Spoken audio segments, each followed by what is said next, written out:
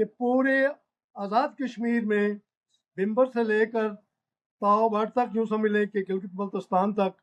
لوگوں نے اپنے حقوق کے لیے ایک جینون حقیقی اور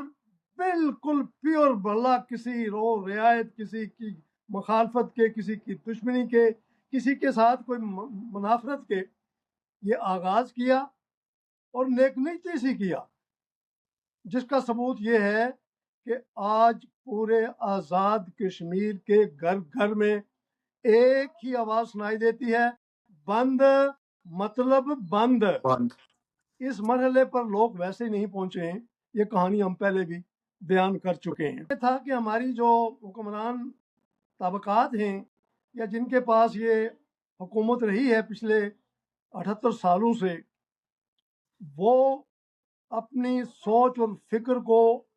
عوام کے جذبات اور احساسات اور عوامی توقعات کے ساتھ منسلک کرتے نرم مزاجی سے، کشادہ دلی سے اور یوں سمجھے کہ سیاسی بصیرت سے۔ میں نے دیکھا ہے کہ وہاں نرم مزاجی رہی ہے، نہ کوئی سیاسی بصیرت ہے اور نہ ہی معاملہ فہمی ہے۔ جو بھی کرسی پر بیٹھا ہوا ہے وہ سمجھتا ہے کہ میں تو ازلی ابدی خاندانی مالک و وارث ہوں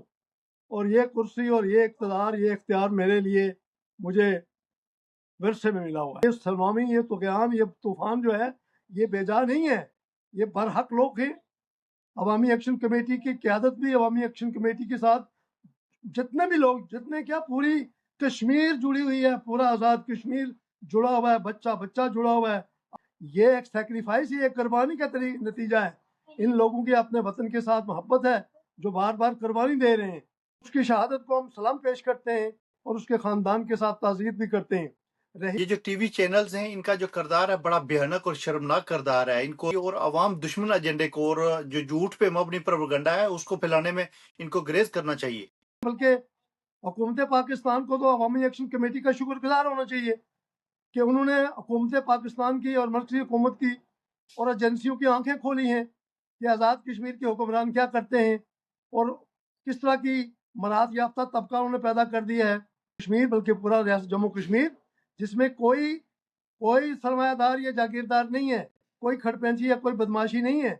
سب لوگ برابر ہیں، سب ایک دوسرے کا احترام کرتے ہیں، سب ایک دوسرے کی آزادی اور ایک دوسرے کے حقوق کا خیال رکھنے والے لوگ ہیں، صلح پسند صلح جو لوگ ہیں۔ پاکستان کے ساتھ یا حکمرانوں کے ساتھ یا